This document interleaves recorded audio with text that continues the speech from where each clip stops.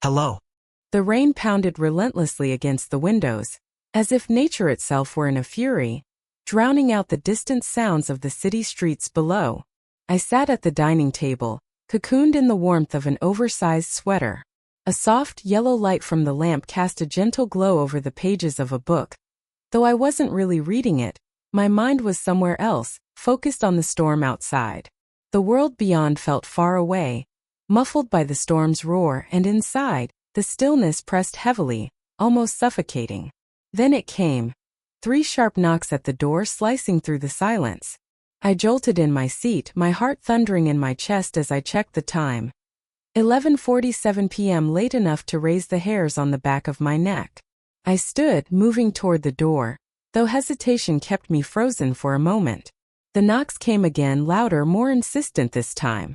When I finally opened it, the figure standing there barely seemed like the person I knew. It was my son, drenched to the bone. His hair clung to his face, water dripping from him in a steady stream. A small suitcase sat by his feet, its wheels covered in thick mud. His eyes were swollen, red from crying or exhaustion, and his face looked almost sickly pale.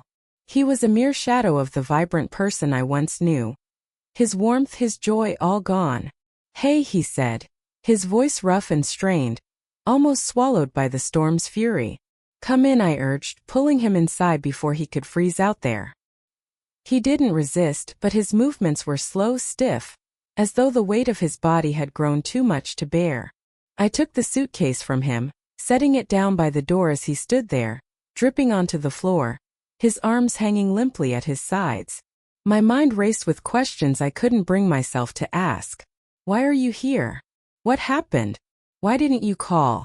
But when I looked at him, the silence in his eyes stopped me. "It's over," he said, his voice cracking as though the words themselves were breaking apart. "What's over?" I asked softly, though a part of me already knew the answer. "She left me," he whispered, and for a fleeting moment he looked so small, like the boy who used to come running to me after a scraped knee. My chest tightened and I instinctively reached out, placing a hand on his shoulder. "I'm so sorry," I said, my voice tender, but it felt like such an empty thing to say. What else could I offer him? He shrugged, his gaze fixed on the floor, his eyes avoiding mine. I didn't know where else to go. "You'll always have a place here," I told him, guiding him toward the couch.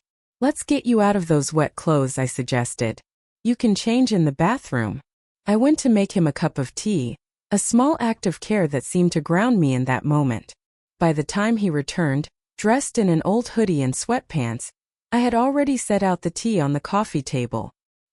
He sank heavily onto the couch, staring into his mug as the steam curled up toward the ceiling. "I thought we were going to make it," he said after a long silence.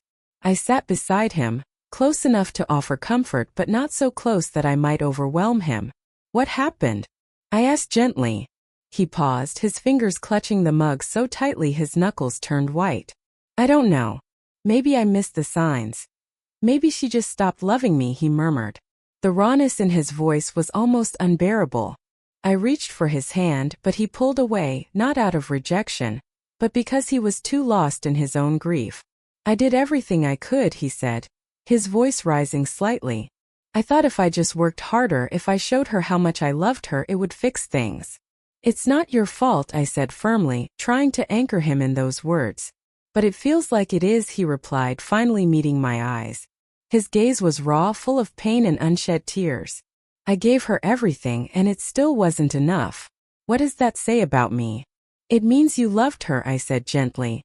"And that's something to be proud of, not ashamed of." For a moment, he seemed to take that in, his expression softening, though doubt still lingered in his eyes. But then he shook his head, setting his mug down a little too forcefully.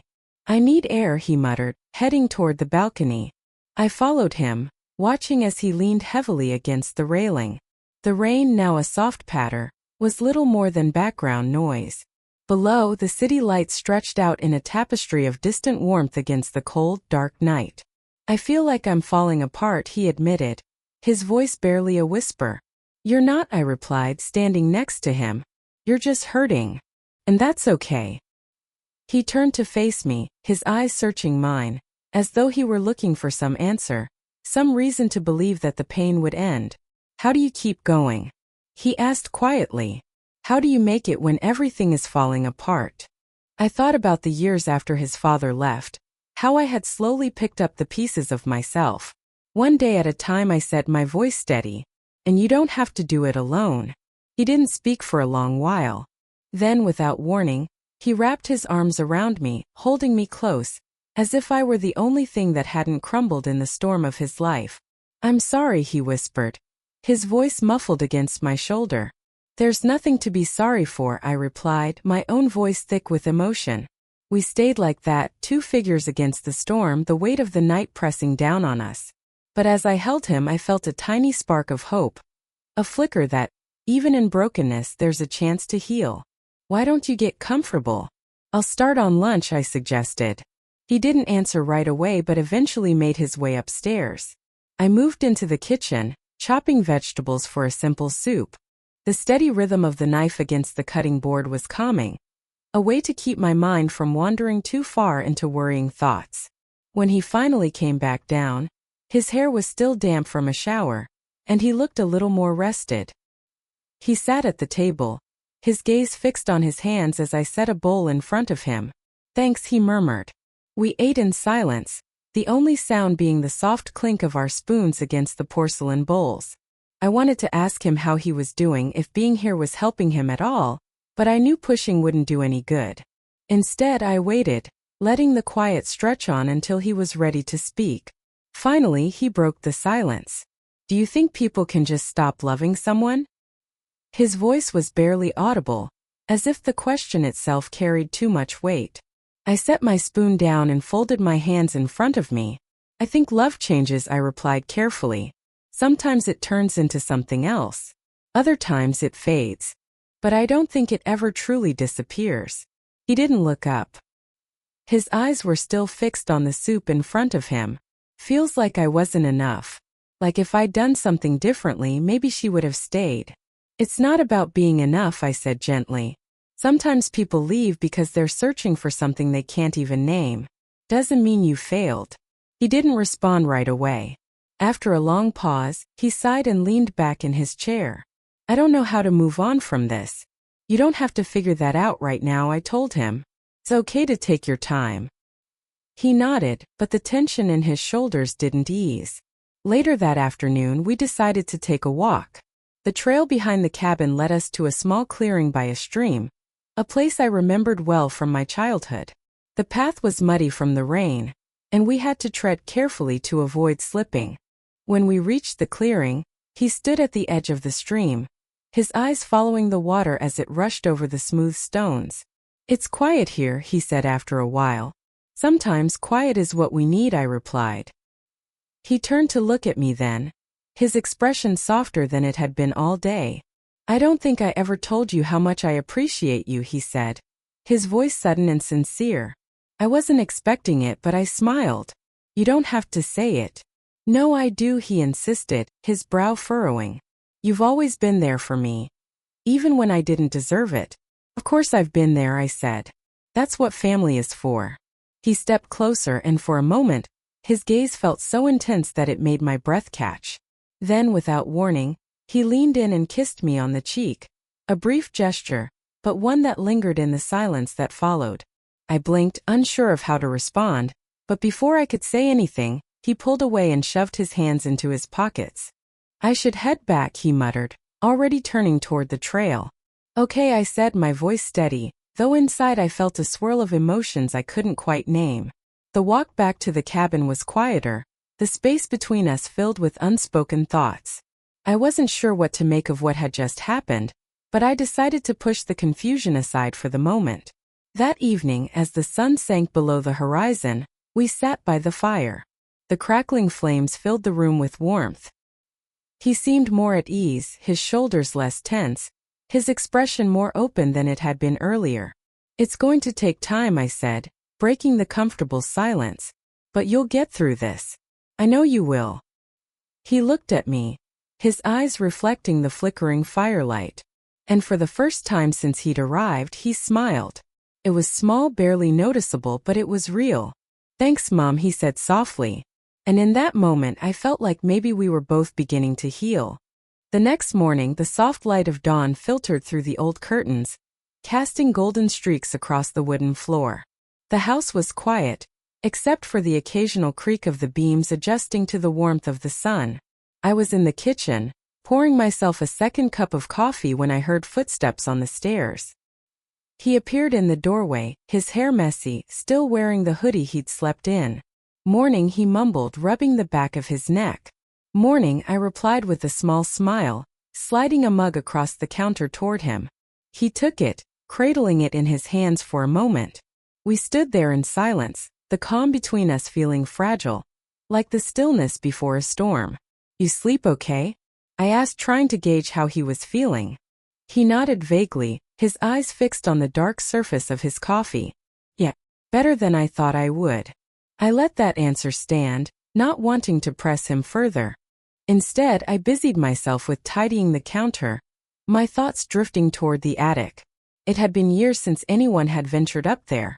But I remembered the boxes of old family photographs, the dusty remnants of a life that now felt like it belonged to someone else. "Hey, want to help me with something?" I asked, suddenly breaking the quiet. He looked up, brow furrowing.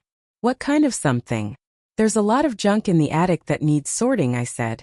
"Could be a good way to kill some time." He hesitated, then shrugged. "Sure. Why not?" We climbed the narrow staircase to the attic. The air grew cooler as we ascended.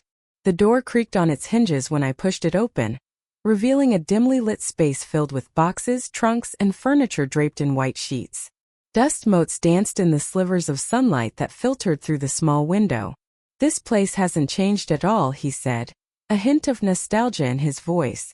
I smiled, pulling the cover off an old rocking chair.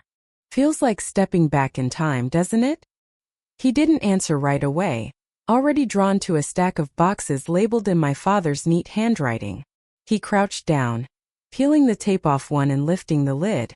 Inside were faded photographs, yellowed letters, and old trinkets, things that once seemed so important. "Look at this," he said, holding up a picture of the two of us at the lake. He couldn't have been more than 8, grinning widely with a fishing rod in his hand, while I laughed beside him. "You caught your first fish that day," I said, taking the photo from him. "You were so proud you wouldn't let anyone else touch it." He chuckled softly, the sound catching me off guard but lifting the weight in the air. "I forgot what it was like to feel that happy," he said, his words lingering with a quiet sadness. I glanced over at him, unsure how to respond, but before I could gather my thoughts, he was already pulling out another photograph. This one was of me and his father, taken on our wedding day. We looked so young, full of dreams and certainty about a future that never quite materialized. "Do you ever wish things had gone differently?" he asked, his tone cautious, almost testing the waters. I carefully placed the lake photo down and took a breath.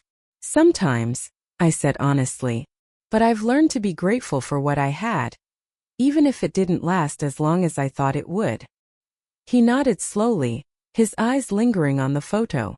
"I don't know how to let go like that," he said, almost to himself. "It's not easy," I replied, my voice gentle. "Letting go takes time, and sometimes it takes help from the right people." He turned to me then, his gaze softening in a way that made my heart ache. "You're the only one who's always been there for me," he said quietly.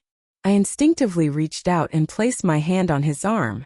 "You've always had me," I said, "and you always will." We sat there for a long moment, neither of us moving. Then he brushed his fingers against mine. Just a brief, almost imperceptible touch, but it carried a weight that I couldn't quite name. I cleared my throat and quickly pulled my hand back, trying to shake the sudden tension. "All right," I said, forcing a lighter tone.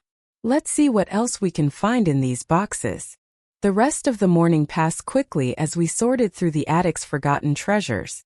Each object seemed to carry a story, pulling us deeper into the past with every turn of a dusty box lid. When we finally made our way back downstairs, the sun was shining brightly, and the cabin felt somehow warmer, more alive. Later that afternoon, we sat on the porch, sipping lemonade and watching the gentle sway of the trees in the breeze. "Thanks for making me go up there," he said, his voice a little lighter. Anytime, I replied, smiling. It's good to remember where we came from. He offered a faint smile in return, and for a brief moment, the tension in his face seemed to lift. But as the day wore on and the shadows grew longer, I couldn't shake the sense that we were standing on the edge of something neither of us fully understood yet. The next morning arrived with a quiet sense of purpose. After days of sifting through memories in the attic, it felt like we both needed something different. Over breakfast, I suggested a drive to a nearby town. A small place with a market and a few shops, a place that might offer enough distractions to lift our spirits. He hesitated at first, his eyes fixed on his coffee, as though it were the only thing keeping him grounded. Yeah, he finally said, breaking the silence. That sounds good. We drove in comfortable silence, the road winding through thick trees, sunlight filtering through the canopy above. Every now and then, we passed a clearing with an expansive view of the valley below, golden fields stretching out as far as the eye could see. For the first time in days, I saw him relax, his arm resting on the window as the wind ruffled his hair. By the time we reached the town, it was just before noon. The streets were quiet, the kind of place where it felt like everyone knew everyone else. I led him through the market, pointing out stalls with fresh produce, handmade crafts, and jars of honey with labels written in uneven handwriting.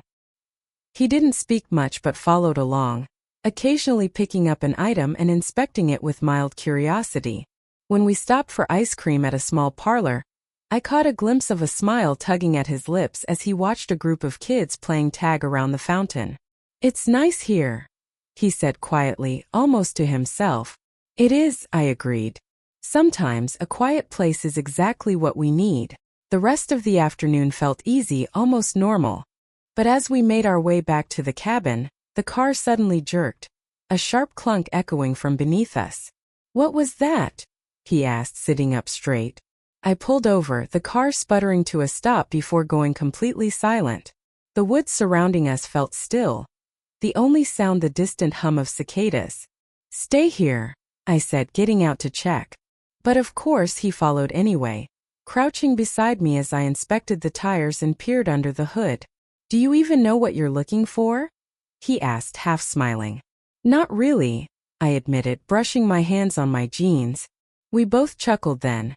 A short, genuine laugh that felt a little out of place, but in a good way. Well, I said, leaning against the car, it looks like we're stuck here for a while. He sat down on the grassy shoulder, leaning back on his hands, his face turned toward the sky. Could be worse, he said with a casual shrug. I joined him, the two of us sitting there in the warm afternoon light. The tension of the last few days seemed to dissolve, replaced by a calm I hadn't felt in ages. You know, he said after a while, breaking the silence, I didn't think coming here would help, but it feels different now. Different how? I asked, turning to him. He shrugged again, picking at a blade of grass. It's like I can think again. Like I'm not drowning anymore. That's good, I said softly. He turned to look at me, his eyes full of something I couldn't quite place.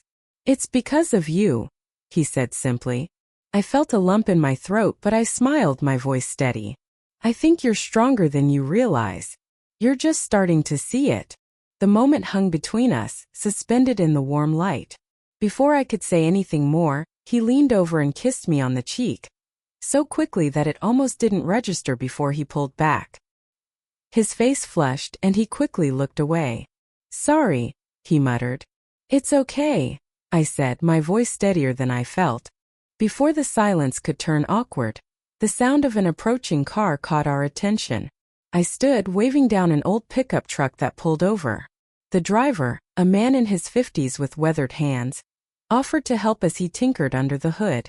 My son and I stepped aside, watching the sun sink lower and the shadows grow long across the road. Think it'll start? He asked, his voice light but hopeful. We'll see, I said with a glance at him. The truck driver emerged from under the hood, wiping his hands with a rag. Try it now, he said, stepping back. I climbed into the driver's seat and turned the key. The engine sputtered and then roared to life. Thank you, I said, relief flooding through me. Glad I could help. the driver replied with the tip of his hat before pulling away. As we continued back to the cabin, the sun dipped lower, casting long shadows across the road. My son leaned back in his seat, his expression thoughtful. "Today wasn't so bad," he said quietly. "No," I agreed, "it wasn't." The cabin settled into the soft embrace of twilight, its wooden walls glowing faintly in the fading light. As we entered, he paused at the door, his eyes drifting back to the sky. "I think I'll be okay," he murmured, almost as though speaking to himself. I didn't respond, but his words lingered in my mind long after the first stars began to twinkle in the evening sky. The following morning was crisp, with a chill that crept through the cracks of the cabin, a quiet reminder that autumn had begun to settle in.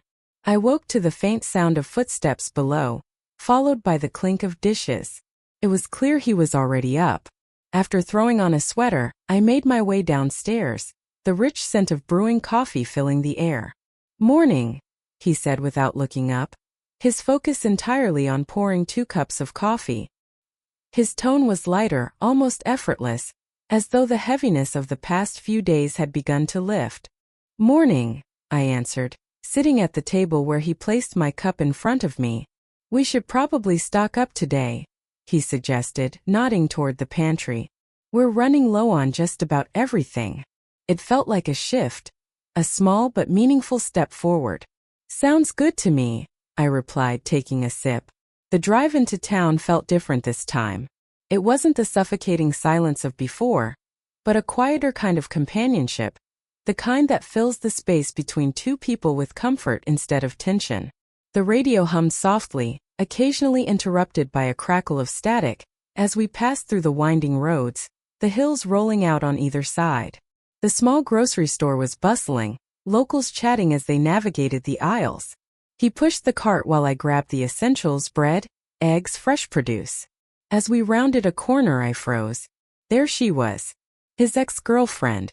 She was standing near the bakery, laughing with a man I didn't recognize. Her hand rested lightly on his arm. My first instinct was to shield him, to divert his attention, but I knew it was already too late. He followed my gaze, his steps faltering as his eyes landed on her. "Do you want to leave?" I asked softly, unsure if it was the right thing to say. He shook his head, his jaw clenched. "No. I'm fine." But the tension in his posture said otherwise. His grip on the cart tightened, his shoulders stiffened, and I could see the familiar signs of an old pain surfacing. I gently placed my hand on his arm. "We don't have to stay. We can come back later." But he refused again, more firmly this time. "I'm fine." We finished shopping, but the encounter cast a shadow over the rest of the trip. He spoke less, his responses clipped. Near the checkout, we passed her again. She noticed us and looked up, her eyes widening slightly in recognition. For a moment it felt like time stood still. She opened her mouth as though to say something, but the man beside her touched her elbow, and she was pulled back into their world. She hesitated, looked away, and said nothing. The moment was left hanging in the air, unfinished. The drive back to the cabin felt thick with unspoken words. He stared out the window, his face unreadable, and I concentrated on the road, my hands tight on the steering wheel, unsure of how to fill the silence. When we got back, he grabbed a grocery bag and headed inside without saying a word. I followed him, the air between us thick with tension, as though we were teetering on the edge of something about to break. "Do you want to talk about it?" I asked, my voice gentle as he began unloading the bags. "There's nothing to talk about," he said sharply, his voice flat. "You saw her?" I asked softly. "I said I'm fine," he snapped, slamming a box of cereal onto the counter. The sound echoed in the small space, and for a moment we both stood there in silence. Then his shoulders sagged, and he ran a hand through his hair. "I'm sorry," he muttered, the anger fading. "I didn't mean to yell." "It's okay," I said, stepping closer. "You're allowed to feel upset." He nodded, but his expression remained hard. "It's just seeing her with him like that. It's like she's already forgotten everything we had." "She hasn't forgotten," I said softly, trying to reassure him. "People deal with things differently. It doesn't mean what you had was any less real. He leaned against the counter, his body heavy with the weight of it all. I thought I was getting better. I thought I was starting to move on. You are, I said, my voice steady. But healing isn't always linear. It's okay to have setbacks. He met my gaze then, his eyes searching mine for something. Comfort, maybe, or reassurance. You always know what to say, he said quietly. I smiled faintly. Not always, but I try. The afternoon passed in a blur of mundane tasks, putting away groceries, tidying the living room, chopping vegetables for dinner. As the sun began to set, the tension between us had eased, though the weight of the day's events still hung in the air. After dinner, we sat outside on the porch, the cool air settling around us. The stars, unpolluted by city lights, stretched across the sky in a brilliant tapestry. They're beautiful, he said, breaking the silence. Yeah, they are, I replied. You were right. Healing isn't a straight line. I guess I just wanted it to be, he admitted quietly. It's natural, I said. But progress isn't about never stumbling. It's about getting back up when you do. He nodded slowly, his eyes fixed on the horizon. I'm trying, he said, his voice barely above a whisper. I know you are, I replied. We sat there in comfortable silence for a while, the stillness no longer heavy but peaceful, as though the quiet had become a balm for old wounds. And for the first time since that night he'd arrived at my door, I felt like we were both finding our way.